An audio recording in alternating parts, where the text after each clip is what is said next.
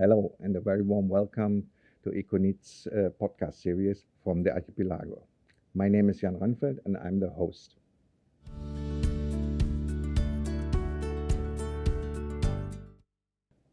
On October 20th this year, Indonesia has officially sworn in its new 8th president. Today, we have with us as a guest Nurul Ichwan, the Deputy Minister from the BKPM. We are very much delighted to have you here, and we would like to talk about the policy of the new government. Nurul, but we should start by let you introduce yourself. All right. Thank you, Pak Yan. I am Nurul Ichwan, so I'm Deputy Minister for Investment Promotions in the Ministry of Investment and Downstream Industry. And yeah, I am covering a very wide range of doing promotion. And the new, very interesting thing is also additional in the downstream industry promotion as well. Yeah, that is part of the government policy to increase and to improve that. We have seen the first in the old government, which was focusing on the downstream technologies, improvements of the minerals and steel production and mineral value-added production for the battery industry. Now you're looking at other industries? Yeah, we have actually set for these 28 commodities, divided into 8 sectors that we would like to have more downstreamed for this. As nickel is a very good lesson learned for us, and we could consider that with this nickel, we have been successfully implemented of this kind of downstreaming industry. But when we think about having this kind of downstream industry, please bear in mind that we are not having a kind of too big hope that we have from the A to the Z of processing of this downstreaming to be happen in Indonesia. We just give a kind of the opportunity of working together between the capital owner and technological owner countries and investors to come together, utilizing the raw materials that we are having in these 8 sectors to be having involvement of the technology and capital, and also getting wider access globally into the global market. So because of this, nickel is only one. And we have also another 27 commodities that we would like to have. And it is not only in mining of the minerals or oil and gas. We have also those who are in the plantations, and also in fisheries, and also in the forestry as well. Like, let's say, when we talk about the blue economy, for example, then we would like to have more on the downstream industry coming from the seaweed, let's say, because we know that for the seaweed, we are the second biggest producer of this seaweed globally. But when you consider of the tropical seaweed, we are the biggest producer for this. But we see that technological interventions into this kind of commodity is still very limited. So that's why the result of this harvesting process is not that good. So then the carrageenan that could be utilized for the food industry, for the cosmetics industry, and also for the pharmaceutical is still in the very low grade. If we have then the technological owner and the capital owner, and also the access with the bigger market globally, then we know that Indonesia could play a significant role of supplying this kind of good products into the global demand. And how does it work? How does foreign companies can participate? What is the role of BKPM in supporting that? Yeah. The role of BKPM is giving and introducing also these opportunities. It is not only introducing this kind of commodities or sectors that we would like to be recognized by the potential investors, but we open up also an introductions and giving a kind of consultancy, and also assisting them running to phase by phase, started from, let's say, introducing them into the local potential business players that could be the potential partners for them, and then also developing the ecosystem that will be a nice and conducive situations for these businesses to be happen in Indonesia. And it is also included inside is assisting the local potential investors, even small and medium enterprises, to be a part of the ecosystem that we would like to have in Indonesia. One thing, Pak Yan, that we have to understand that when we bring the spirit of downstreaming, it is also the spirit of making this ecosystem to be created, so that the ecosystem will create also competitiveness better than it used to be. So with having this kind of approach, we know that we are not only offering something, then the investor will just do it by themselves, but we are going to guide them and create the environment that is conducive for them. So then they are to be well guided by the government in this case. So Indonesia, with this investment coordinating board, with the Minister of Investment and Downstream Industry, will be a kind of converting partner for any potential investor that will guide them step by step. Of course, not intervening into the technology and the capital that they are having, so then at least the input of these informations and data for them to decide whether or not they would like to continue of running the business in Indonesia is already well-handed and open-minded officers that could be complementary each other between the government and also the potential investors. Do you have some examples for or the best cases, practice cases already, which you can refer to, so to make this, let's say, more tangible for our viewers or listeners? Yeah, that's a good example for the nickel, for example, because so far we are successful in this nickel as a one commodity, as kind of a starting point for us. So for this nickel, it used to be only a mining in Indonesia that we just export this as it is to the global demand. But I guess bringing the spirit of a contributor into the achievement of SDGs globally with those 17 goals, Indonesia should think about our own capacity, developing ourselves to have the capacity to support ourselves achieving those 17 goals in SDGs. And for this means that Indonesia must have our own capacity based on our richness of natural resources, that we don't want to have this richness of natural resources becoming a kind of curse into Indonesians.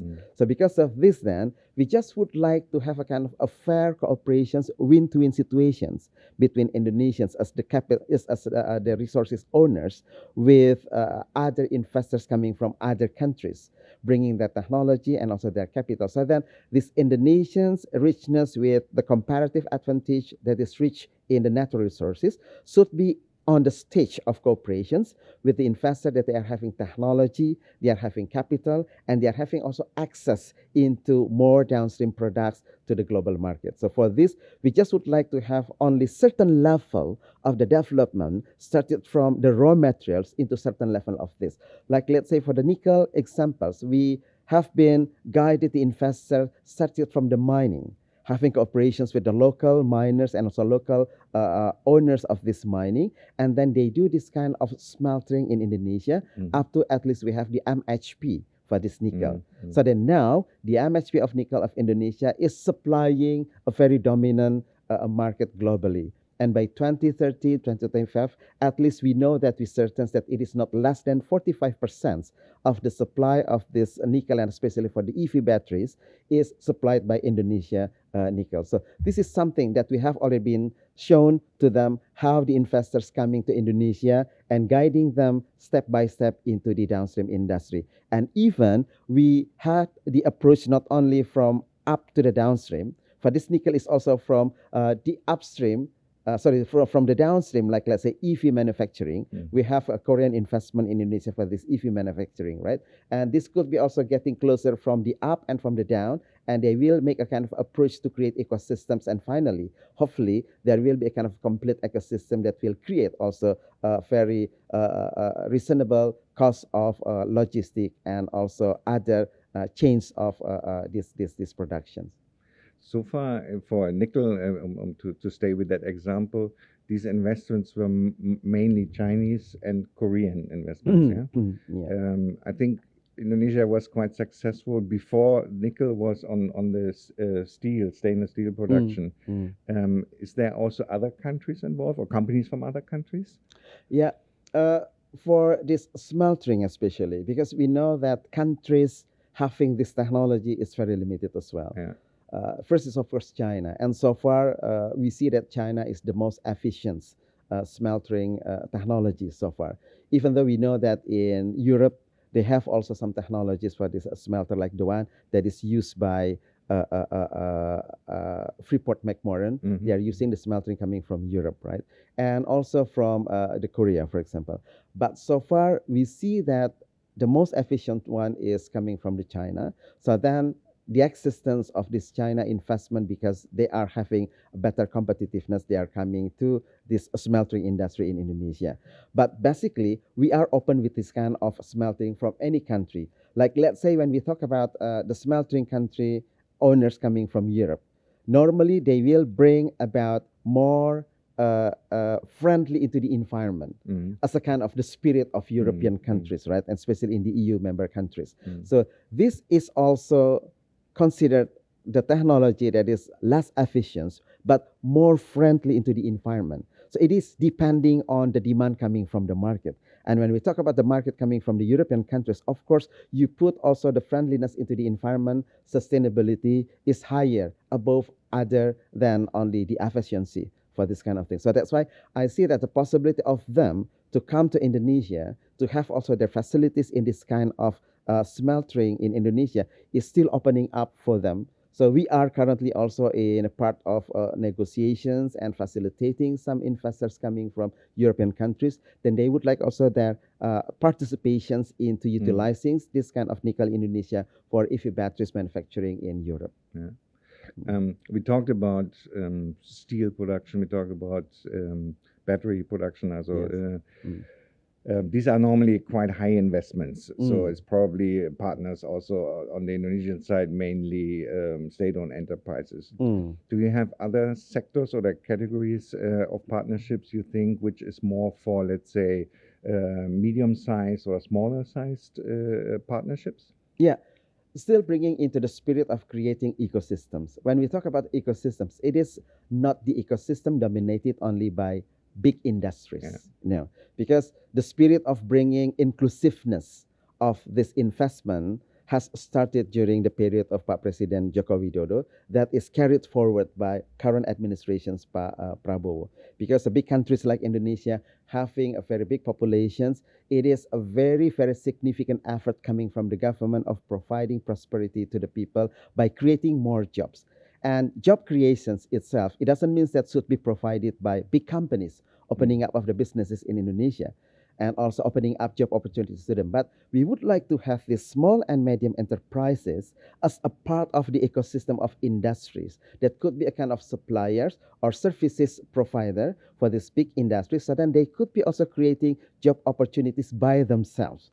Because we see that for the small and medium enterprises, they have bigger capacities in providing job opportunities, and especially for those, the manpower, which is having not that high level of skills.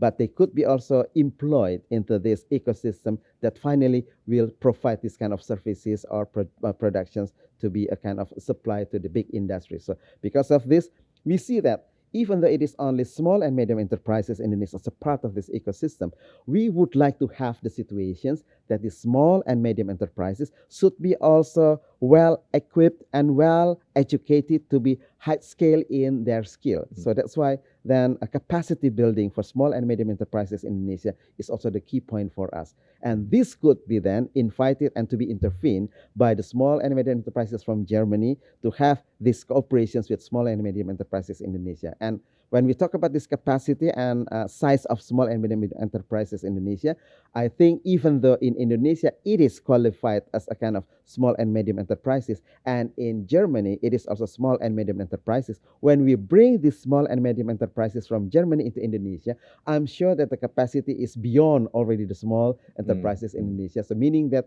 they could come to join this foreign direct investment in Indonesia, working together with small and medium enterprises in Indonesia. What can we, working for a chamber, what can we do as a chamber, foreign chamber, German chamber? Oh, yeah, that should be a very great role. But even we know that when we talk about, let's say, connecting the enterprises, be it small, medium, or big investors from Germany to come to Indonesia, we know that German will trust the German entrepreneurs to get the objective of the situations in Indonesia. So in this case, I should say that the effectiveness of communications between the government of Indonesia to the potential partners or the potential market of investors in Germany, it will be much more efficient and effective if it is done through the chambers of commerce. So in this case, that the interface agent between Indonesian's government and Indonesian's business player side, and also the business players in Germany, will be played very significantly and in a very great role is by the chambers of commerce like EKONID. So that's why we have a very big expectations of interface role that could be done by EKONID and chambers of commerce like AHK or IHK. Okay, I hope we can fill that role and that expectation. Right. Just maybe a final question in regard to the companies, the partnerships. What do you think what Indonesia does offer to a German or European medium-sized companies in terms of securing or even in terms of incentives for investing or getting into a partnership with an Indonesian company? Yeah. When we talk about this incentive, it should be matched with, let's say, the objective of this incentive supporting to the industries, right? And of course, at the end of the day, this should be also closely related into opening up the job that will create also prosperity to the people of Indonesia, that finally that will increase also purchasing power, that will contribute into a good economic growth as well in Indonesia. And for this, when we talk about providing these incentives, it is close as well into the sectors that we would like to have more ecosystems in Indonesia. And this ecosystem, among others, is also to support an increasing of capacity and skills of manpower in Indonesia, and also innovations in Indonesia. So for these two things, between increasing the capacity of the manpower and also having the innovations, including research and development, is on top of the priority of the government. And because of this, then, the government has already issued the incentive that is called by super tax deduction. Okay. That is dedicated for the training and then also for research and development.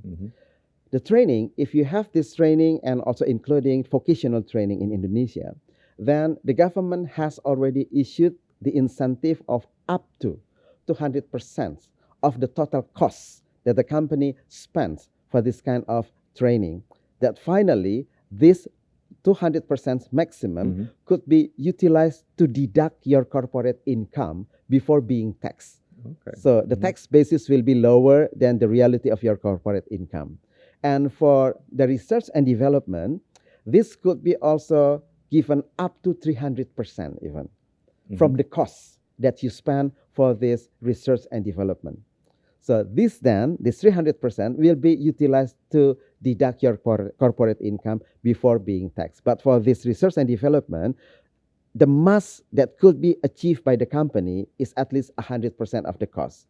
The balance of 200, this could be distributed into certain years based on the requirement that is given by the government. Among others is knowing that the innovations product is also introduced into the market, and then also you got also the patent of this product, and you work together with Indonesian institutions as well. So then just would like to make sure that there is a kind of a cooperation between the research and development coming from Germany with Indonesian institutions in order to support the demand coming to Indonesian market with a good quality because of these innovations. So this kind of thing that we produce by the government to create a good incentive as a kind of sweetener to introduce them and to attract them to come to Indonesia for this investment. And do the companies have to deal, because we have with the new government, we have so many new ministries. Yeah. So who do they deal with? They have to deal with all the 54, or how many ministries you have? Or is BKPM still acting as a one-stop service counterpart? Right. In general, in terms of the licensing, yes, it is still in online single submissions. And for these online single submissions, we know that it is not perfect yet, but we make a kind of betterment day by day, time by time for this. And we know that we evaluated that for the steps of getting the license, sometimes it is also required by having like a kind of recommendations coming from the line ministries, right? And we see that getting these recommendations and other licenses from the line ministries was taking very long time. So we just would like to make a kind of a better services with a very certain time limitations in service level agreement as well that we are having. So then we come with a kind of fictive positive, meaning that we just give this kind of time limitations of the process of issuing these recommendations or the licenses coming from the line ministries. If they are having without any command or some additional should be completed by the investors, then we are going automatically to issue this kind of recommendations or license from the OSS. But back again into these incentives, then we see and we heard from many news lately that President Prabowo will introduce an institutions that will be having responsibility of taking care of the revenue to the government, right? So this will be separated into dedicated ministries or whatever the body or the institutions that will take care of this kind of thing. So this is also something that our ministry will be working very closely, because we have this kind of, let's say, tax incentive and then tax holiday and those kind of things to be introduced to the investors. So in this case, we are going to be in a good connectivity with them and also work together, of course, with the Ministry of Finance as well, in order to work for the super tax deductions, because only for these super tax deductions that the Ministry of Investment is not issuing this kind of license. For tax holiday, yes, we issue this kind of license, and also for the importations of goods and also materials, it is also under our institutions. But for the super tax deductions, it is up until now still under Ministry of Finance. But we are in very close coordinations with them. Yeah, but no, one more question. The new president described as his aim that he would like Indonesia to achieve a growth of 8% per year, which is quite an ambitious aim to reach. Yeah, we have seen that in countries like China and maybe India, but Indonesia was more between 5 and 6% in the last decades, 2 decades. Yeah, very constantly positive growth. But how do we get, or how do you plan that Indonesia can get to 8%? What is the role, for example, BKPM can do, or in general the government is aiming at? Yeah, that's bring me back into the event around a month ago. All of the government officials from the regional government up to the central government, and also both from the police and also from the military background institutions as well. We were gathered in Hambalang and had a kind of directions or guidance coming from our president, Pak Prabowo Subianto. So he pointed out as well the concern of the growth of 8%. He himself even realized that 8% is very high and very ambitious. But this should be understood as a kind of spirit that should be absorbed and setting the mindset of the government as the state administrations, from the regional government up to the central government. When we talk about target, we have to put this target very high. Yeah. Because when we could achieve this target, then it is good. But if not, if it is less than the target, at least it is not too low from the target that is set by the president. A good example is also the target that we got during the period of President Joko Widodo up until this year, even to 2024, that the target of investment realizations in Indonesia is much more higher than the planning target by ourselves. Yeah. And when we were forced to reach the higher target, eventually we could show that we could reach it. Yeah. So President Joko Widodo knew that actually we have the potentials of capacity to reach this kind of thing, as long as the governance is well implemented on the ground. Meaning that we have already learned about the capacity based on the formal report about the growth of economy of Indonesia, which is in average about 5%. But we know as well that the fuel of the economy that could be contributed by the real capital that we are having to be implemented and to be pouring out into the market is actually not in the maximum capacity. Why? Because we know that the challenge that we face so far, like let's say for the online gambling, which is illegal in Indonesia. But then finally, we see from the transactions of this online gambling that the amount is amazing. It's around 981 trillion rupiahs Wow. for this kind of thing. And that's why in the media, that was also seen and heard that the capacity of middle income class of Indonesia in the spending is lower than before. And it is actually because the interventions of these online transactions that we have our foreign exchange flight to other countries. It's huge, 981 trillion rupiahs. Could you imagine if this could be utilized into our economy? The contributions will be very significant. And the second one is the leakage in our spending of our state budget and also regional budget, which is still inefficient, meaning that some of mismanagement, ungovernance way of utilizing this budget is not there. So the leakage is also very significant, around 17 billion US dollars for this kind of thing. And illegal mining, it is a part of the upstream for this downstream industry. We still have this illegal mining that is created unimaginable. There's around 7 billion US dollars of this kind of illegal mining.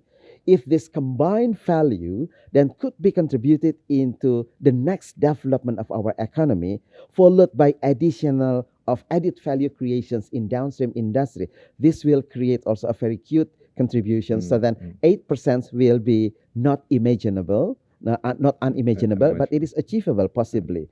But then, yes, the homework is very significantly great for us as well. In this case, we have to make a kind of a governance in managing our assets, managing our capital as well. And at the same time, when we talk about this kind of growth, it means that we have to talk about something in relations to economic growth is equals to increase of productivity. And when we talk about this productivity, it is also equals into the combinations between quality of workers, capital, and then also innovations.